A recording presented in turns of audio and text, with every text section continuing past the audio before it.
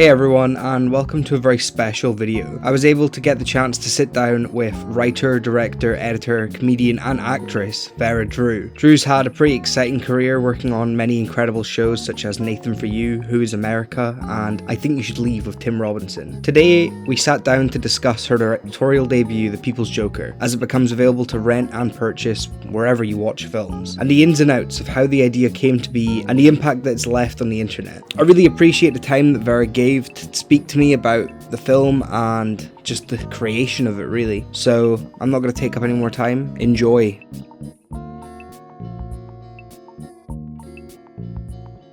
Thank you for giving time to speak to me today. I guess one of the first big things I want to say is thanks for providing genuinely one of the most unique experiences, film watching experiences this year. I think as a coming of age story, it really stands out from everything else. And of course, as a trans story as well, it's something that I think it's missing a lot within Hollywood right now. And I think this is a great piece of art that you've made. Oh, thank you so much. Thanks for saying that. I don't do well with praise, but I don't get tired of hearing that. So thank you. So the first big thing I really want to ask you is, how does it all feel now? This has been a journey that's taken a very long time, and there was issues of festivals in the past, but it's had a pretty brilliant response from the public and people online. And now that it's officially on VOD for people to watch, what's the current thought? How is it now that it's all kind of settled in a bit? I don't know. It's really surreal. I think I'm in a lot of gratitude just that like so many people have responded to the film the way they have. It's like a situation too where like even the negative responses we get sometimes feel validating because I feel like the movie kind of upsets the right people too. But yeah, and it's like I think like surreal is really the only way I could describe the feeling right now, just because like like even just the other day, like somebody posted some screenshots from the movie, and like it was just weird seeing these like screenshots that kind of just only existed on my computer in my, bedroom for a long time. And it's been a really long journey too. So I think that's why it's like my answer to that question is always a little vague because I've kind of moved on in a way. Like I kind of think I had to say goodbye to the movie. And the fact that so many people love it like really make me feel good about that kind of release that I had to do because it was a movie I could have worked on forever, and Of thankfully course. I stopped myself from doing that. A bit of a perfectionist. I mean, maybe, but also just like I think when you make a movie that's like entirely shot on green screen and is like incorporating every single animation style under the sun, like there's just like an infinite number of directions it could go.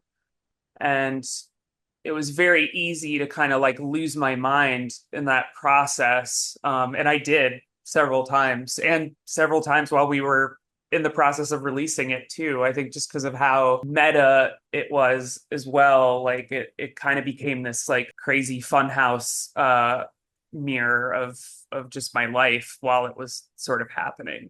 So I'm curious just towards how much the film has changed towards how much the film was originally conceived. I know that at one point you wanted to re-edit some of the other Batman films in making this. So I'm just curious how the whole process has completely changed over this long period of time. Yeah, I mean it's interesting because I think people usually kind of think of the movie that way as kind of like having these different versions. And for me it was always just a process of like finishing it. Like I never completed the like found footage cut that had, you know, Todd Phillips Joker in it and the Batman footage. Like I had a really kind of loose version of that was starting to come together, but as that started to come together I just realized like I just wanted to make like an original, parody movie. But I'll say like the TIFF cut, the movie that we premiered in 2022, like after, almost 3 years of working on it, like that was a really fresh paint job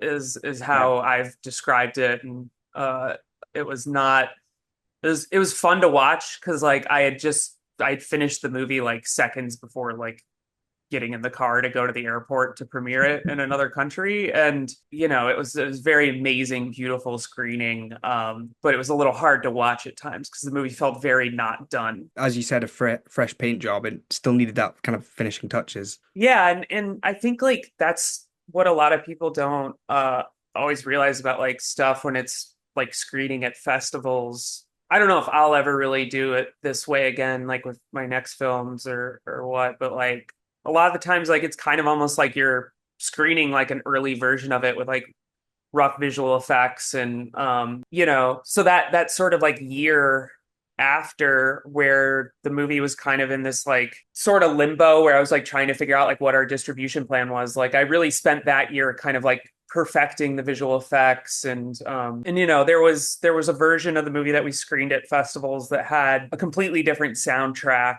and a lot of people loved that version too, but the way I see it is like it was still not done. Like it still was a work in progress cut, and like the theatrical version is the movie, and I'm never gonna like George Lucas it or anything and like update it. Like it's just gonna look like that forever, much to the chagrin of some people on film Twitter. Yeah, well, film tour, you know, they like one thing one month and then the next month it's completely pushed aside. But that I think that's good as Yeah. well. You get films that come out in the 80s and 90s, and when they're released, some people they're a product of their time to some sense. Not to say that they don't work nowadays, but they feel like they belong in that time frame. And I think this is a great example of that where like 10, 20 years time, people will go back and look at it and think that's what comedy and everything kind of was at that stage in time, really. Yeah, I think to some degree there was some intentionality to that. Like I kind of wanted it to feel like almost like a period piece that was sort of unfolding like in the present. I think the movie is like very obsessed with time and memory in this way that I mean this some of the stuff I'm writing right now is also kind of very much that. I feel like it's something that you think a lot about as a queer person, as a trans person too, is just like that sort of idea of like and obviously like it's processing a very specific type of pop cultural moment that we've sort of been stuck in for like 15 years now. Yeah, I watched in a different interview you did a while ago where you were mentioning that someone inspired you a lot making this art, like style wise, was Joel Schumacher. What specific pieces of his work it was? I know you I don't remember the name of the film, sorry, but you gave it to your DP as a way of being like, I want it to look like this. Yeah, that was the movie I gave my DP was The Incredible Shrinking Woman, which is a Lily Tomlin movie that he made. It's like I think it's his first, yeah, it's his directorial debut. And that was like specifically just to like the color and the sort of like dreamy aspect of it. Like it really that's a movie that like really feels like a fairy tale to me. And I always kind of thought of The People's Joker, at least like the first half hour of it to sort of be like a fairy tale. And there's like this real like colorful but like soft focus to it all that I really liked. And I love his whole filmography. Like I think his art is very just like operatic. Like it's people have described it as camp and I guess there's a camp aspect to it, but like I think people's understanding of camp is so fucking flawed that like it kind of does a disservice. Like to me it's like it demands to be taken seriously. Like there's a sincerity and like an over the topness to it that is really couched in like no, this is like a serious genre film that I'm making. He's underrated kind of as like an edgelord, I think. Like everybody thinks of him as like the Batman and Robin stuff, but I'm just like Falling Down is a fucked up movie. Like Yeah. it's a really deeply uncomfortable film to watch and I love it for that reason. Like it really throws you in the mindset of like one of the worst types of people ever and feels very prescient too and how it was like talking about like the tech industry and like angry white cis guys. And yeah, I just think he's a genius. I could talk about him all day.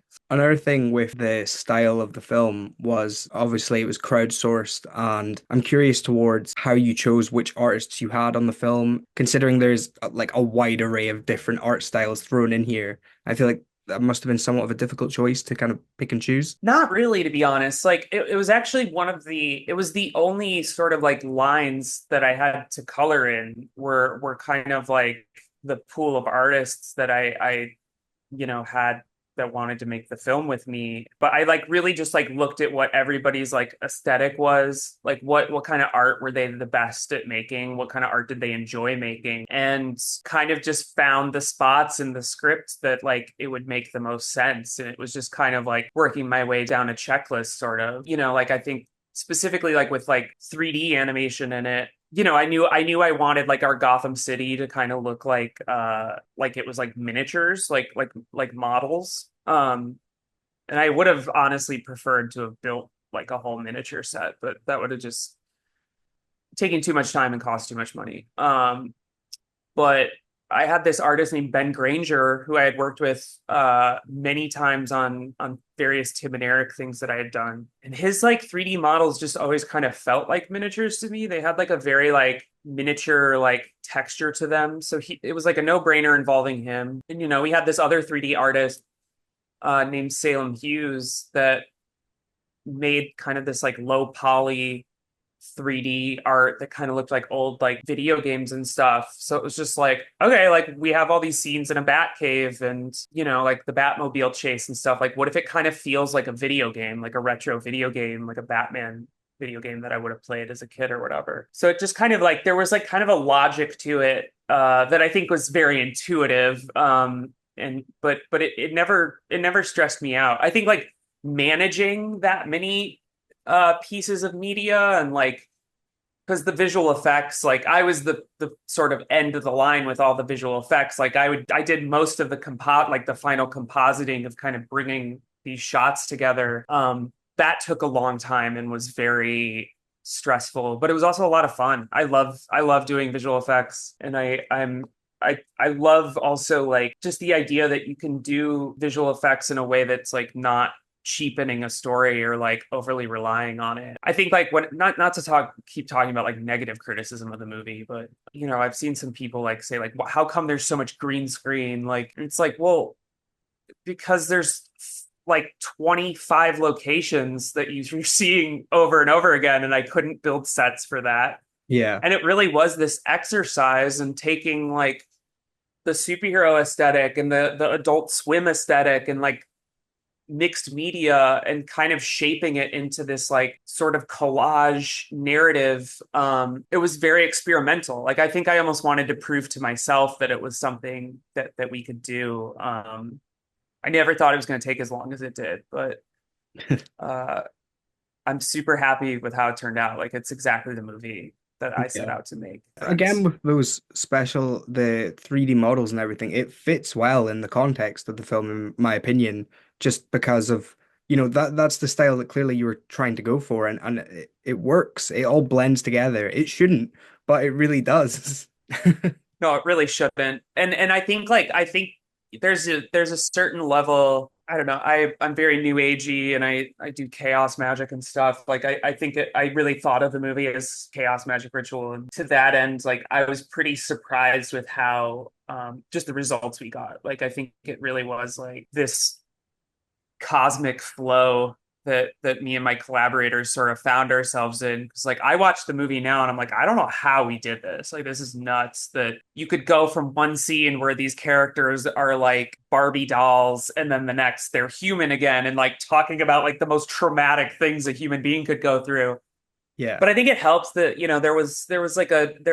there's precedent for that kind of, filmmaking and in movies like Natural Born Killers and I've been rewatching the Fargo TV series, Noah Hawley's Fargo TV series. And I see that in a lot of his work too, that like how he's able to sort of incorporate animation and puppets and stuff to kind of like, when the narrative sort of calls for this sort of like abstract thing. I don't know that I'll ever do that again to this degree, but it was an exercise that I really wanted to do because I think it's something that will be in all my work to some extent.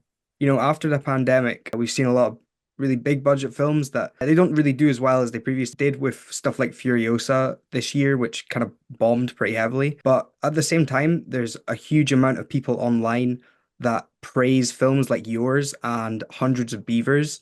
So I'm wondering, do you think that this is somewhat of a sign to Hollywood to make more of these smaller films with these directors that are really passionate about making these unique ideas? I think so. And I think unfortunately, I don't know if it's just the people I'm talking to, but I've gone on a lot of meetings where like, I'll meet with these studios and that's not really what they're doing. And it's not just like they're looking to develop IP. They're looking for more things that are kind of in the 10 to 20 million dollar range, which is a little intimidating for me as somebody trying to make her second film. But I do think it's the future, especially in a world where the product of film itself, not by universally, but like I think from the sort of like in the capitalist mindset, film is thought of in this kind of like cheap way. And like I think that's why there's just so much bad stuff that gets made in Hollywood. And it's like very like low risk films. I won't name any specifics, but people can guess which studios and stuff I'm I can talking about. imagine what But you're talking about.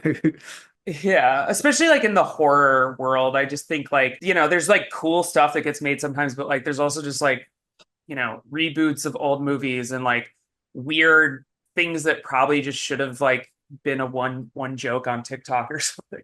And like I think like that's kind of discouraging, but it also the way I've seen it sort of unfold the last couple of years is like just being like I'm a film dork and like I really am obsessed with like all the eras of like Hollywood. And like to me, this feels very much like sort of how like certain parts of the 80s were and certain parts of like the early 70s were, where it's just like there's a lot of money going around like in film and there is stuff being made. And for the most part, people are kind of asleep at the wheel. I think it's like why a movie like mine can kind of exist is like the system is just so broken that pretty cool, weird shit can kind of bubble to the, can come out. Even something like Skinamarink, it's just like that's crazy that fucking movie, feature length experimental film, like I watched that in like an Alamo Draft House. Like I was eating like bad pizza while I was watching that, and that gives me hope for the future of film. No offense to Alamo Draft House pizza, just hurts my tummy. Generally, I didn't realize this until I'd finished watching the film and I was sat looking at the credits. How did it come about with Bob Odenkirk starring as Bob the Goon? That was like, I mean, I really cashed in every single favor that I could making this film. Like, it's why Tim Heidecker is in it. It's why, and to that end too, like my co-writer Brie LaRose, like that's how we got Maria Bamford in it too. Like she had worked with Maria on Lady Dynamite, and we just were kind of like, please, will you please play Lorne Michaels? So I had reached out to Tim Heidecker, who, I worked with for many years. I directed a season of On Cinema and wrote and directed some episodes of Beef House. Kind of show ran it too a little bit, and kind of was just like, hey, like I would love it if you could ask Bob to be in this. Like I no expectations, and I had actually worked with Bob on a show called Birthday Boys, that was like a sketch comedy show on IFC, and he was the showrunner on that. And I don't know, I got to meet him very early on in my career, and it was just fucking sick because like I don't know, he's just like a Chicago guy. Like he's just like kind of a normal, like hardworking, like all right, what do you got for me, kid? Like that kind of vibe. And like it really wasn't intimidating asking him for that reason. I also kind of figured he'd be able to see that like kind of what we were going for and that sort of like punk comedy aesthetic. And the only thing I was nervous about reaching out to him is like when I had met him and worked with him originally is like way before beginning my transition. And even at that point, like he was calling me the wrong name. Like he always used to call me Simon, I think.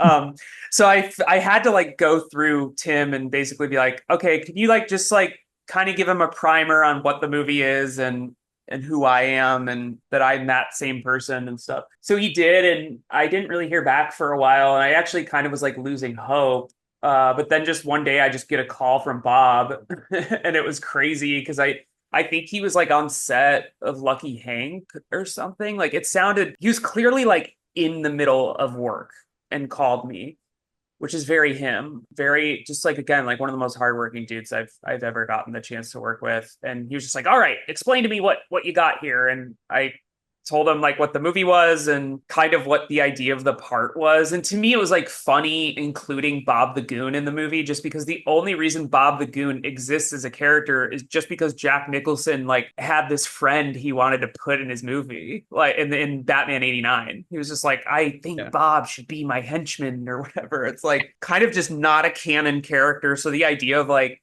putting him in this movie that's sort of like that Calvin bumper sticker pissing all over IP and stuff just felt funny to me. And so I explained that to Bob and he was like, okay, cool, like just make sure like you don't like, I don't want the joke to just be like, look how cool it is Bob Odenkirk is in my movie, so like fuck up my face or whatever. And I was like kind of immediately shy because I was like, oh god, that is like just why I'm putting you in the movie. I just think it's cool that you get to like I get to have you in this.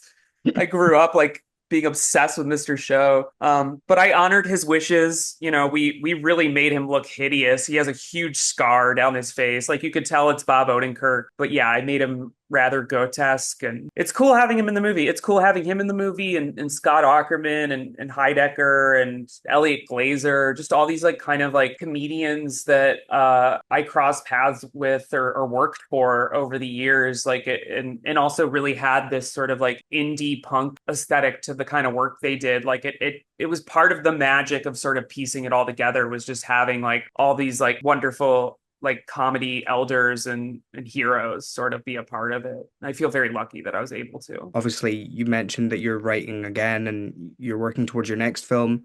Is there any films or music that you've been inspired by recently? It doesn't particularly have to have been released this year or anything, but just stuff that's kind of resonated with you. Honestly, I really fucking loved Maxine so much. Like, I mean, Ty West has enough press as it is, but like, I have to shout it out because it was kind of just like a really beautiful and emotional experience watching that movie. Like, I don't know what this says about me, but like, I really identified with Maxine watching this movie, and I'm like, oh my God, like this is just what Hollywood's like, and the kind of like idealism in it. Like I think it really his films and have always just really inspired me, just like that you can kind of do a lot with genre and find like a lot of experimentation in there. Because I don't know, my sensibilities are very experimental and abstract, but like I want to make genre movies and I want to find ways to sort of put those sort of like abstract aesthetics into film, like in the same way that Scorsese does, or